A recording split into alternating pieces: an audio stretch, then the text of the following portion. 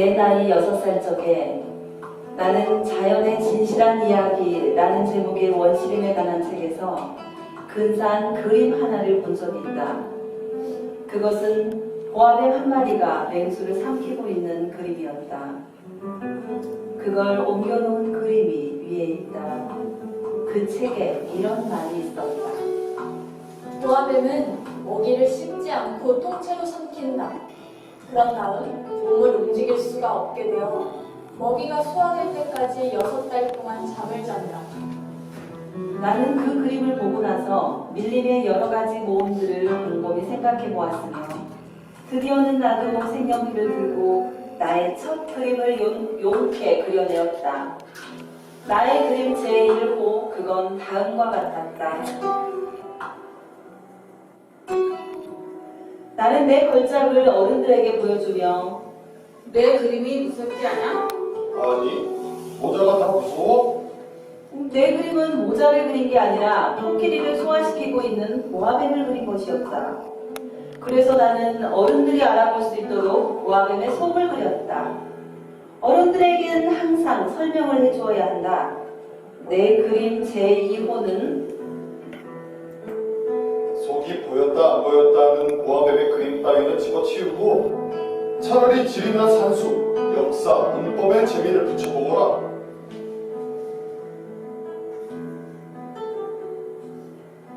나는 이렇게 해서 내 나이 6살 적에 화가라고 하는 멋있는 직업을 포기했다. 어른들은 자기들 혼자서는 아무것도 이해하지 못하고 그렇다고 그때마다 자꾸자꾸 설명을 해주자니 어린애에겐 힘겨운 일이었다.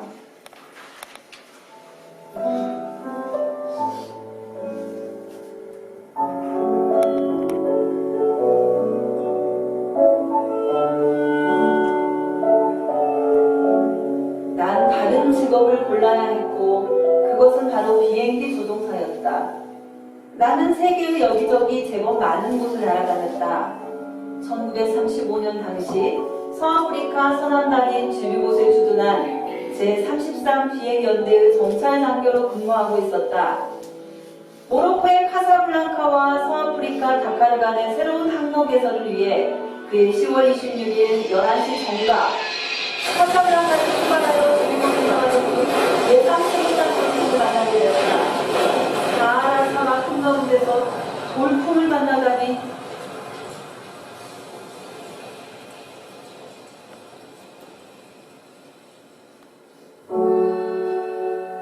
비행사로서는 죽느냐 사느냐 이것이 문제로다. 가진 것이라고는 겨우 일주일 동안 마실 물밖에 없었다. 첫날 저녁 나는 사람이 사는 곳에서 수천 마일 떨어진 사막 위에 누워 잠이 들었다. 넓은 바다 한가운데 뗏목을 타고 흘러가는 난타선의 뱃사람보다도 그는 훨씬 더 외로운 처지였다. 그러니 해뜰 무렵 이상한 작은 목소리가 그를 불러 깨웠을 때 그는 얼마나 놀라웠겠는가. 양 한 마리만 그려줘요. 뭐? 양 한 마리만 그려줘. 나는 벼락이라도 맞은 듯 벌써 일어섰다. 얘, 너 거기서 뭘 하고 있니? 양 한 마리만 그려줘. 난 그림을 그릴 줄 모른단다. 괜찮아. 양 한 마리만 그려줘. 나는 한 번도 양을 그려본 적이 없기 때문에 내가 그릴 수 있는 단 2가지 그림 중에서 하나를 그에게 그려주었다. 속이 보이지 않는 보아뱀의 그림을. 아니야. 난 보아뱀이 뱃속에 있는 코끼리는 싫어. 보아뱀은 아주 위험하고 코끼리는 아주 거추장스러워. 내가 사는 데는 아주 작거든. 나는 양을 갖고 싶어. 양 한 마리만 그려줘. 그래서 나는 이 양을 그렸다. 아니야. 이 양은 몹시 병들었는 걸 다른 양으로 하나 그려줘. 나는 다시 그렸다. 아이 참, 이게 아니야. 이건 승냥이야. 뿌리도 없고. 그래서 나는 다시 그림을 그렸다. 이건 너무 늙었어. 나는 오래 살 수 있는 양이 있어야 해. 나는 더 이상 참을 수 없어서 아무렇게나 쓱쓱 그린다는 게 이 그림이었다. 이건 상자야. 네가 갖고 싶어하는 양은 그 안에 들어있어. 내가 말하면 바로 이거야. 이 양을 먹이려면 풀이 좀 많이 있어야겠지? 왜? 내가 사는 곳은 너무 작아서. 아니, 그거면 충분해. 정말이야. 내가 그려준 건 작은 양이거든.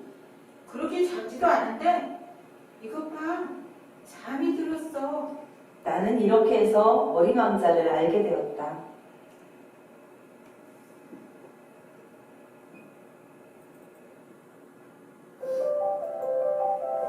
그가 어디서 왔는지를 아는 데에는 오랜 시간이 걸렸다.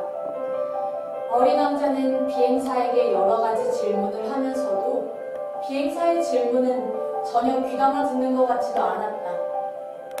이 물건은 뭐야? 그건 물건이 아니야. 그건 날아다니는 거야. 비행기야, 내 비행기. 비행사는 비행기가 날아다닌다는 걸 그 애가 알아듣도록 자랑스럽게 말했다.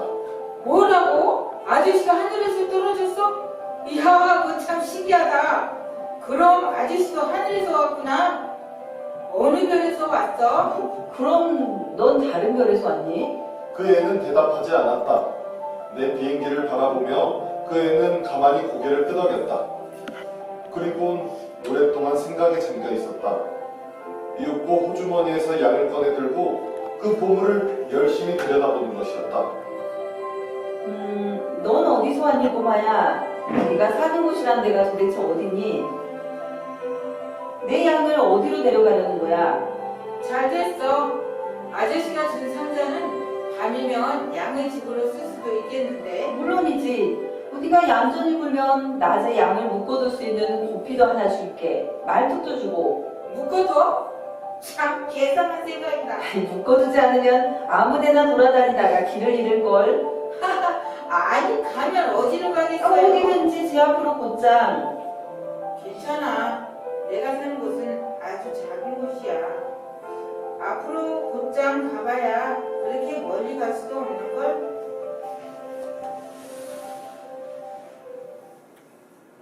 아, 나는 어린 왕자가 태어나는 별이 겨우 집 한 채보다도 클까 말까 하다는 것을 알게 되었다.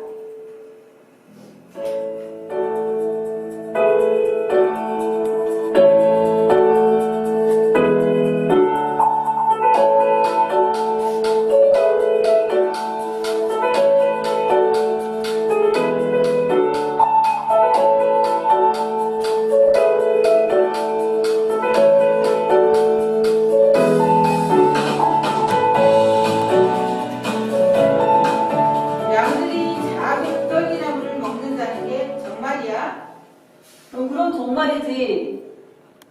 아 그럼 됐어. 그럼 양들은 바오밤나무도 먹겠지? 꼬마 친구, 바오밥 나무는 작은 떨기나무가 아니라 교회만큼이나 커다란 나무야. 코끼리 한 부대가 출동해도 바오밥 나무를 해치우기란 쉽지 않지. 그럼 코끼리 등에다 코끼리를 올려놓아야 되겠네. 그렇지만 바오밤나무도 크게 자라기 전에는 작은 나무지? 그렇지. 그런데 왜 양이 어린 바오밥 나무를 먹어야 하니? 아이 참, 거 있잖아. 그는 이렇게 해서 또 한 차례 중요한 사실들을 알게 되었다. 어린 왕자가 태어난 별이 겨우 집 한 채보다 클까 말까 하다는 사실과 세 개의 화산, 그리고 그 작은 별을 한순간에 폭파시킬지도 모르는 바오밥 나무 씨앗에 대한 이야기였다. 어린 왕자의 별에는 매일같이 불을 뿜어대는 두 개의 활화산이 있었는데 그것들은 아침밥을 덮이기에 꼭 알맞았다. 죽은 화산도 하나 있다. 그러나 어린 왕자의 말처럼 누가 알아? 그는 죽은 화산도 똑같이 청소해 주었다. 청소만 잘해주면 화산들은 조용히 규칙적으로 불타올라 폭발하는 일이 없다. 그러나 작은 별 하나쯤은 한 방에 폭발시킬지도 모를 바오밥 나무. 그 바오밥 나무의 싹을 뽑는 일은 정말 중요했다. 그건 규율의 문제야. 아침 세수가 끝나면 별도 조심스럽게 세수를 시켜야 해. 특히 바오밤 나무의 싹을 규칙적으로 뽑아버리도록 힘써야 하지. 바밤나무가 어렸을 때는 장미잎과 비슷하지만 구별할 수 있게 되면 그 즉시 뽑아야 해. 아주 귀찮은 일이지만 아주 쉬운 일이기도 해. 그렇다. 매년 가을이 되면 어린 왕자의 별엔 온갖 종류의 씨앗들이 날아들고 봄을 맞아 어김없이 싹을 낸다. 무나 장미의 싹이면 그냥 내버려 두어도 상관없다. 하지만 바오밥 나무는 너무 늦게 손을 쓰면 그땐 정말 터치할 수 없게 된다. 나무가 온 별을 차지하게 되고 나무 뿌리는 별 깊숙이 구멍을 뚫는다. 별은 너무 작은데 바오밥 나무가 너무 많으면 별은 터져버리고 만다. 나는 어린 왕자로부터 쓸만한 교훈 하나를 배웠다.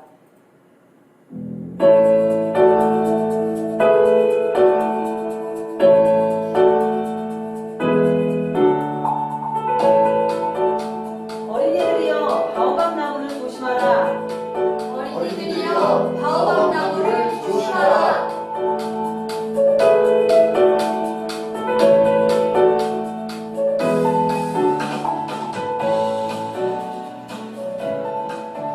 다섯째 되는 날, 역시 양 덕분으로 어린 왕자의 비밀을 한 가지 알게 되었다. 오랫동안 혼자 어떤 문제에 대해 곰곰이 생각하던 끝에 튀어나온 말인 듯 비행사에게 물었다.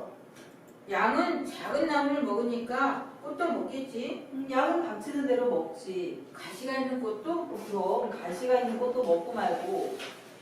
그럼 가시는 어디에 소용되지? 글쎄. 가시는 무엇에 소용되는 거지? 가시는 아무짝에도 소용없어. 꽃들이 공연히 심술을 부리는 거지. 그건 거짓말이야. 꽃들은 연약해, 순진하고 꽃들은 그들이 할 수 있는 방식으로 자신을 보호하는 거야. 가시가 있으면 무서운 존재가 되는 줄로 믿는 거야.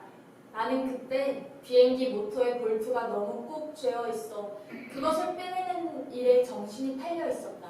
이 볼트가 끝내 말썽을 부리면 망치로 두들겨 튀어나오게 해야겠네. 그럼 아저씨 생각으로는 아니, 그만해도 아무래도 좋아. 난 되는 대로 대답했을 뿐이야. 나에겐 지금 그것보다 더 중대한 일이 있다고. 중대한 일이라고? 아저씨는 어른들처럼 말하고 있잖아. 아저씨는 모든 걸 혼동하고 있어. 모든 걸 혼동하고 있다고. 시뻘건 얼굴인 신사가 살고 있는 별을 나는 알고 있어. 별을 바라본 적도 없고 어느 누구를 사랑해본 일도 없고 오로지 계산만 하면서 살아왔어. 그래서 하루 종일 아저씨처럼 나는 중대한 일을 하는 사람이야. 중대한 일을 하는 사람이야 라고 되뇌우고 있고 그래서 교만으로 가득 차 있어. 하지만 그는 사람이 아니야. 버섯이지. 뭐라고? 버섯이라니까.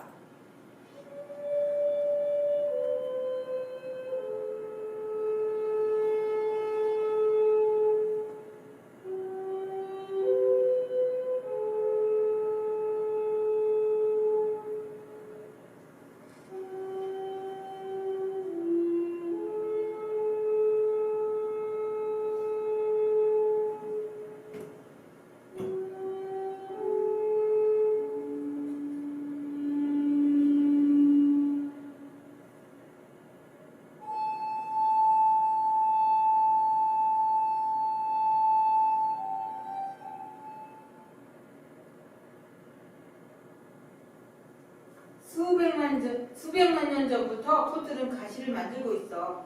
양도 수백만 년 전부터 꽃을 먹어왔고 그런데도 그들이 아무짝에도 쓸모없는 가시를 왜 만들어내는지 알려고 하는 것은 중요한 게 아니라는 거지. 그건 붉은 얼굴이 신사가 하는 계산보다 더 중요한 건 못 된다는 거지. 그래서 이 세상 아무데도 없고 오직 나의 별에만 있는 이 세상에 단 하나뿐인 한 송이 꽃을 내가 알고 있고 작은 양이 어느 날 아침 무심코 그걸 먹어버릴 수도 있다는 건 중요한 일이 아니라는 거지. 어린 왕자는 얼굴이 새빨개져서 말을 이어갔다. 수백만 개의 별들 중에 단 하나밖에 없는 꽃을 사랑하고 있는 사람은 그 별들을 바라보고 있는 것만으로도 행복할 수 있어. 그는 속으로 내 꽃이 저기 어디인가 있겠지 하고 생각할 수 있거든. 하지만 양이 그 꽃을 먹는다면 그에게는 갑자기 모든 별들이 사라져버리게 되는 거나 마찬가지야. 그런데도 그게 중요하지 않단 말이야.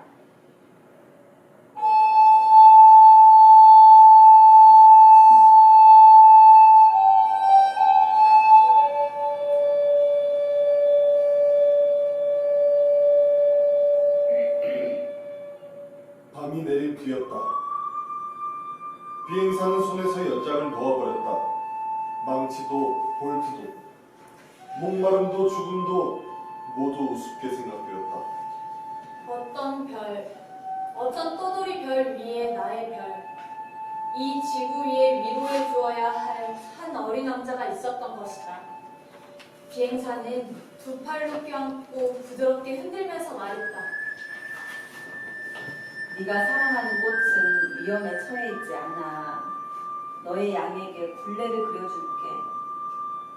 그리고 비행사는 더 이상 뭐하라 말해야 좋을지 알 수 없었다. 그 자신이 무척 서툴게 느껴졌다. 어떻게 해야 그를 감동시키고 그의 마음을 붙잡을 수 있을지 알 수 없었다. 눈물의 나라는 그처럼 신비로운 것이다. 비행사는 곧 꽃에 대해 더 많은 것을 알게 되었다. 어린 왕자의 별에는 전부터 꽃잎이 한 겹인 아주 소박한 꽃들이 있었다. 그것들은 자리를 거의 차지하지 않았고 아무도 귀찮게 굴지 않았다. 어느 날 아침 풀 속에 나타났다가는 저녁이면 사라져버리곤 했다. 어느 날 그 꽃은 어딘지 모를 곳에서 날아온 씨앗으로부터 싹이 텄다. 어린 왕자는 다른 싹들과 닮지 않은 그 싹을 주의 깊게 관찰했다. 오, 새로운 종류의 바오밥 나무인지도 모를 노릇이었다. 그 작은 나무는 곧 성장을 멈추고 꽃을 피울 준비를 하기 시작했다. 커다란 꽃망울이 맺히는 것을 지켜보고 있던 어린 왕자는 이제 곧 그 꽃에서 어떤 기적 같은 것이 나타나리라 느끼고 있었다. 그렇게 핀 꽃은 그 윤녹색 방에 숨어 언제까지고 아름다워질 준비만 하고 있었다. 꽃은 세심하게 빛깔을 고르고 있었다. 천천히 옷을 입고 꽃잎을 하나씩 둘씩 다듬고 있었다. 그 꽃은 개양귀비꽃처럼 구겨진 모습으로 밖을 나가고 싶어 하지 않았다. 자신의 아름다움이 최고로 빛을 발할 때에야 비로소 나타나고 싶어 했다. 정말 아주 애교스러운 꽃이었다. 이제 막 잠이 깼어요. 용서하세요. 제 머리가 온통 헝클어져 있네요. 참 아름다우시군요. 그렇죠? 사실 전 해와 함께 태어났어요. 어린 왕자는 그 꽃이 그다지 겸손하지 않다는 점을 알아챘다. 하지만 그 꽃은 그럼 제 생각을 좀 해주시겠어요? 장미꽃은 그렇게 태어나자마자 싱숭구준 허영심으로 어린 왕자를 괴롭혔다.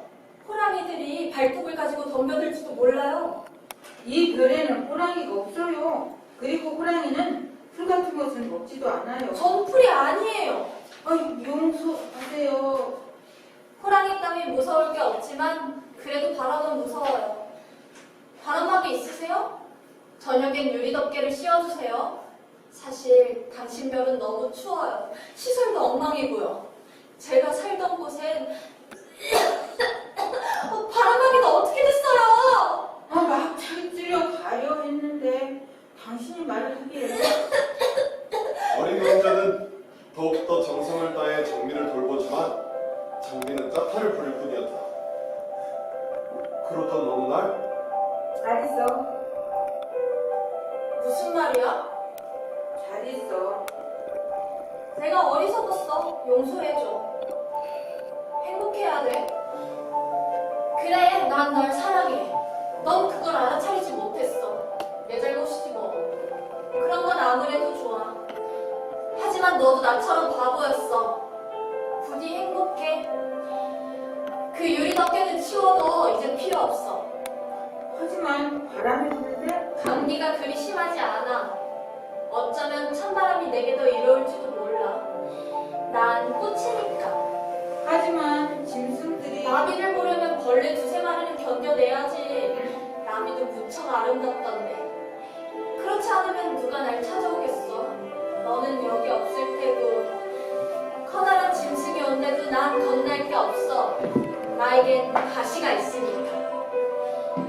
그렇게 우물쭈물 하고 있지 마. 신경질나. 떠나기로 결심했으니 어서 가. 꽃이 말을 듣는 게 아니었어. 절대로 꽃이 말을 들어서는 안 돼. 그저 바라보고 향기를 맡아야지. 꽃은 내 별을 향기롭게 해주었는데 나는 그걸 즐길 줄 몰랐어. 그 발톱 이야기만 해도 그래. 내가 그렇게 화를 낼 것이 아니라 가볍게 여겼어야 하는 건데 그때 난 아무것도 알지 못한 거야. 말이 아니라 행동으로 그 꽃을 판단했어야 했는데 그 꽃은 날 향기롭게 해주고 내 마음을 밝게 해줬어. 거기서 도망쳐 나온 것은 아니었는데 그 불쌍한 거짓말 뒤에 따뜻한 마음이 숨어있는 걸 눈치챘어야 했는데 꽃들은 정말 무슨 덩어리야. 하지만 난 꽃을 사랑하기 너무 어렸어.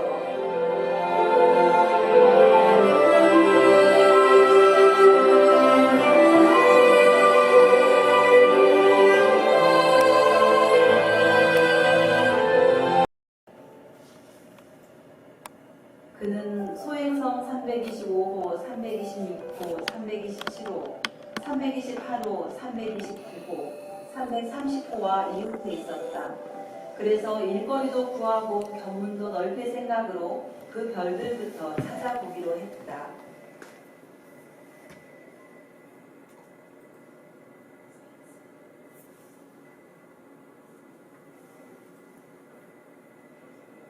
첫 번째 별에는 왕이 살고 있었다.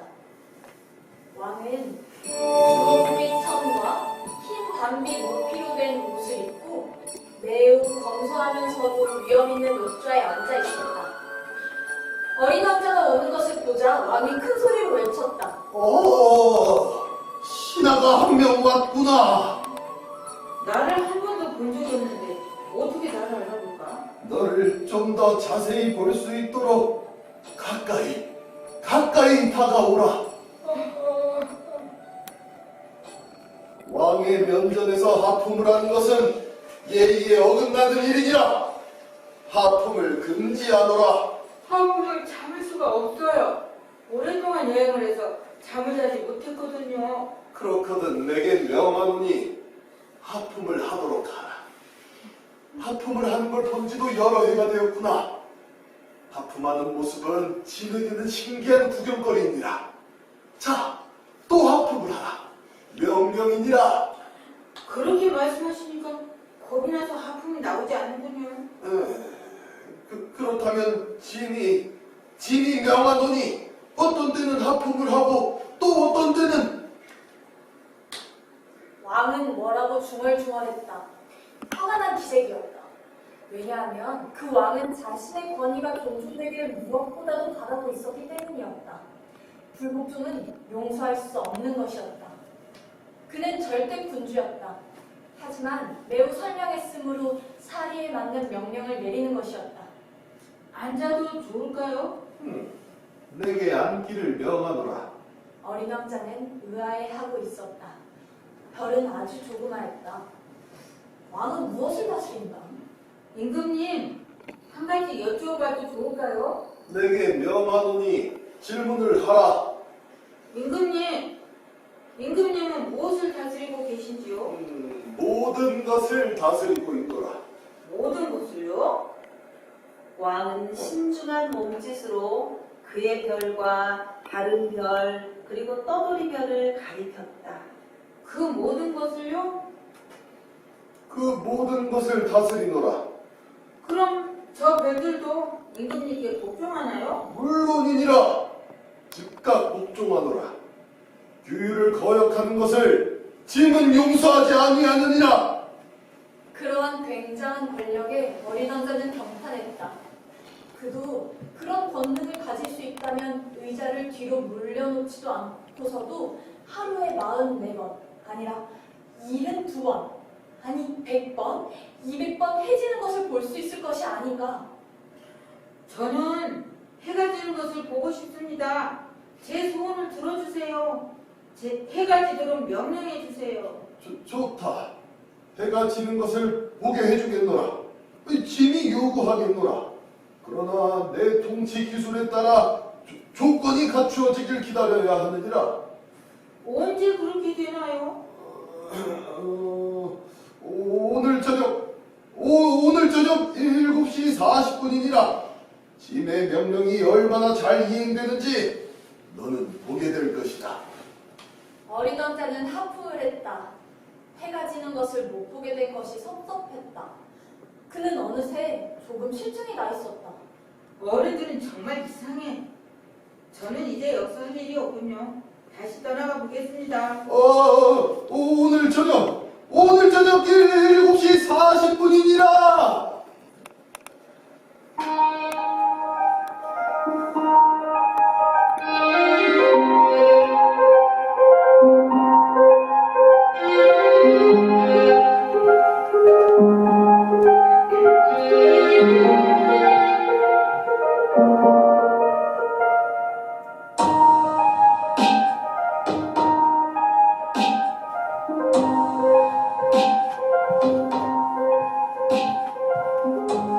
두 번째 별에는 허영심에 빠진 사람이 살고 있었다. 어린 왕자를 보자마자 허영심 많은 사람이 멀리서부터 외쳤다. 아, 저기 나를 찬양하는 사람이 찾아오는군. 안녕하세요. 야릇한 모자를 쓰고 계시군요. 답례를 하기 위해서지. 사람들이 나에게 환호를 보낼 때 답례하기 위해서야. 그런데 불행히도 이리로 지나가는 사람이 아무도 없구나. 아, 예? 무슨 말인지 잘 모르겠는데요. 두 손을 맞춰봐라. 어린 왕자는 두 손을 마주쳤다. 허영심 많은 사람은 모자를 들어올리며 점잖게 답례했다. 어린 왕자는 왕을 방문할 때보다 더 재미있군 하고 속으로 중얼거렸다.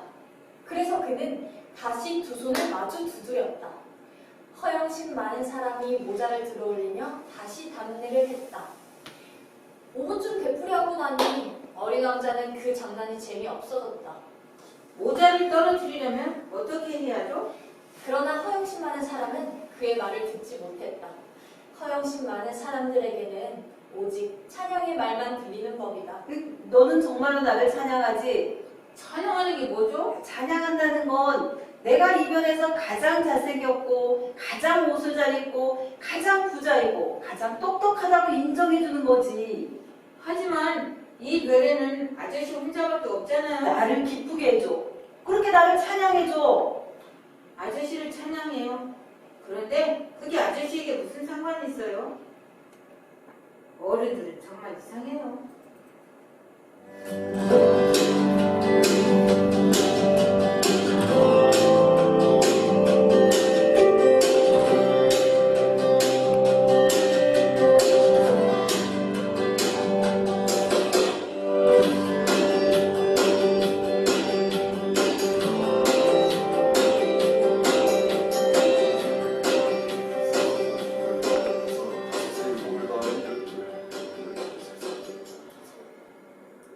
안녕하세요. 담배불이 꺼졌군요. 아니요. 다시 담배불 붙일 시간이 없어. 26에 5살 더하면 31. 그러니까 5억 162만 2,731이 되는구나.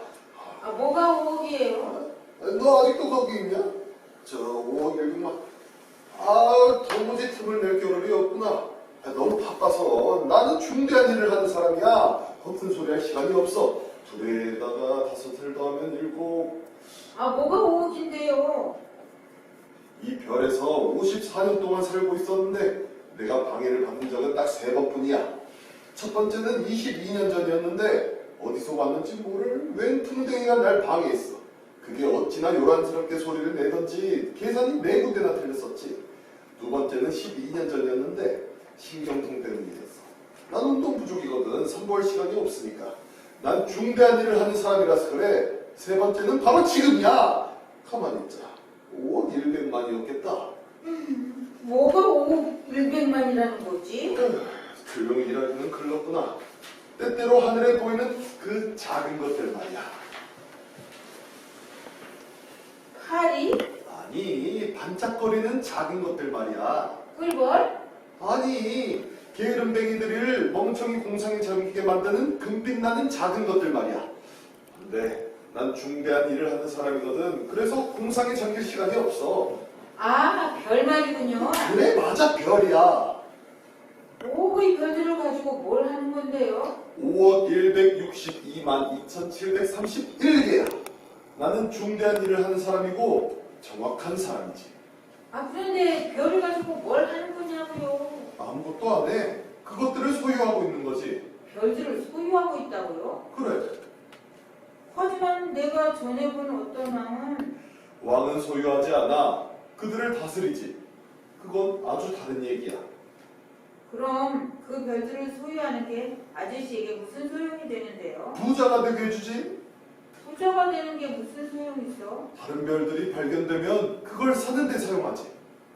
별들을 어떻게 소유하는데요? 별들이 누구 거지? 모르겠는데요? 그 누구의 것도 아니겠죠? 그러니까 내 것이지. 내가 제일 먼저 그 생각을 했으니까. 그럼 아저씨 것이 되는 거야? 물론 임자 없는 다이아몬드는 그걸 발견한 사람의 소유가 되는 거지. 임자가 없는 섬을 네가 발견하면 그건 네 소유가 되는 거고. 네가 어떤 기막힌 생각을 제일 먼저 해냈으면 특허를 맡아놔야 해. 그럼 그것이 네 소유가 되는 거야. 그래서 나는 별들을 소유하고 있는 거야. 나보다 먼저 그것들을 소유할 생각을 한 사람은 아무도 없거든. 하긴 그렇네요. 하지만 아저씨는 별들을 가지고 뭘 해요? 그것들을 관리하지. 세어보고 또 세어보고 하지. 그건 힘든 일이야. 하지만 나는 진지한 사람이거든. 가만히 있자. 5억 100만이었겠다. 어른들은 아주 이상야릇하군 하고 어린 왕자는 여행하면서 혼자 속으로 중얼거릴 뿐이었다.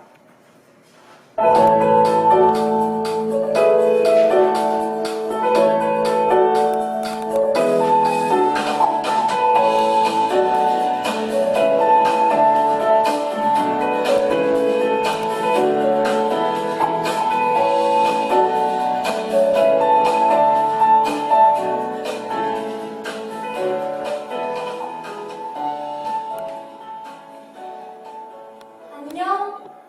안녕? 나 여기 선인장 밑에 있어. 넌 누구야? 참 예쁘게 생겼구나. 난 여우야. 이리 와서 나와 함께 놀자. 난 정말 외로워. 난 너와 함께 놀 수 없어. 난 길들여지지 않았거든. 미안해. 그런데 길들인다는 게 뭐지? 너 여기 사는 애가 아니구나? 뭘 찾고 있어? 난 사람들을 찾고 있어. 길들인다는 게 뭐지? 사람들은 총을 가지고 사냥을 하지. 아주 짜증나는 일이야. 그리고 사람들은 닭을 길러. 그게 그들의 유일한 낙이야. 혹시 너 닭 찾니? 아니, 난 친구들을 찾고 있어. 길들인다는 게 뭐지? 그건 너무나 잘 잊혀지고 있는 거야. 그건 관계를 맺는다. 그래, 관계를 맺는다는 뜻이야. 관계를 맺는다? 그래, 관계를 맺는다. 관계를 맺는다. 아, 알 수 있을 것 같아. 꽃이 하나 있는데 그 꽃이 길들인 걸 거야. 그럴 수도 있지. 지구 위엔 온갖 것들이 다 있으니까. 아니야, 지구가 아니야. 그럼 너 다른 별에서? 그래, 그 별에도 사냥꾼들이 있니? 아니 없어. 이야, 그거 정말 마음에 든다. 그럼 닭은? 없어. 세상에, 완전한 데라고는 없군. 내 생활은 단조로워. 나는 닭을 쫓고 사람들은 날 쫓고. 닭은 모두 그게 그거고 사람들도 모두 그게 그거고. 그래서 난 좀 지겨워. 날 길들여줘. 응? 부탁이야. 날 길들여줘. 나도 그러고 싶어. 하지만 난 시간이 없어. 난 친구들도 찾아야 하고 알아야 할 것도 많고. 누구나 자기가 길들인 것밖에는 알 수가 없는 거야. 사람들은 이제 아무것도 알 시간이 없어졌어. 사람들은 상점에서 이미 만들어져 있는 것들을 사거든. 근데 친구를 파는 상점은 없어. 그러니까 사람들은 친구가 없어. 친구가 갖고 싶다면 날 길들여줘. 그럼 어떻게 해야 하는 거지? 우선 참을성이 있어야 돼. 우선 내게서 떨어져. 아니, 조금 더. 그래, 거기. 말은 하지 마. 말은 오해의 근원이야. 이제 다가와. 아니. 어떻게? 이렇게. 나 울 것만 같아. 그건 네 잘못이야. 난 널 조금 더 괴롭히고 싶지 않았는데 네가 길들여달라고 했잖아. 그건 그래. 근데 넌 울려고 그러잖아. 그래. 정말 그래. 그럼 넌 하나도 얻은 게 없잖아. 아니야. 얻은 게 있어. 너는 금빛 머리카락을 가졌어. 그리고 저길 봐. 저기 밀가 보이지? 난 빵은 먹지 않아. 밀은 내게 아무 소용이 없는 거야. 그런데 너는 금빛 머리카락을 가졌어. 밀도 금빛이거든. 아마 밀밭을 스치는 바람 소리까지 사랑하게 될 거야. 잘 있어. 잘 가. 내 비밀은 이런 거야. 아주 간단해. 마음으로 보지 않으면 잘 볼 수 없다. 가장 중요한 건 눈에 보이지 않는다. 가장 중요한 건 눈에 보이지 않는다. 너의 장미꽃을 그토록 소중하게 만드는 건 그 꽃을 위해 내가 소비한 그 시간이야. 내가 내 장미꽃을 위해 소비한 시간이란다. 사람들은 그 진리를 잊어버렸어. 하지만 넌 그것을 잊으면 안 돼. 너는 네가 길들인 것에 언제까지나 책임이 있게 되는 거지. 너는 네 장미에 대해 책임이 있어. 나는 장미에 대해 책임이 있어.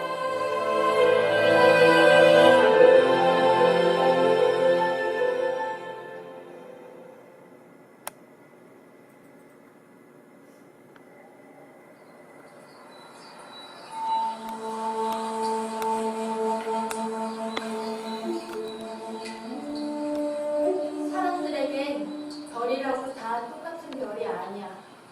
여행을 하는 사람에겐 길잡이일 거고, 어떤 사람에겐 작은 빛에 지나지 않아. 학자들에겐 별이 연구 대상일 테지. 그리고 내가 만난 한 욕심쟁이에게는 별은 황금이야. 그러나 아저씨가 보는 별은 다른 사람들하고는 좀 다를 거야. 어떻게? 아저씨가 밤에 하늘을 바라보게 되면 내가 그 별들 중에 어느 별에 살고 있고 그 별들 중에 어느 별에서 웃고 있으니까 아저씨에게는 모든 별들이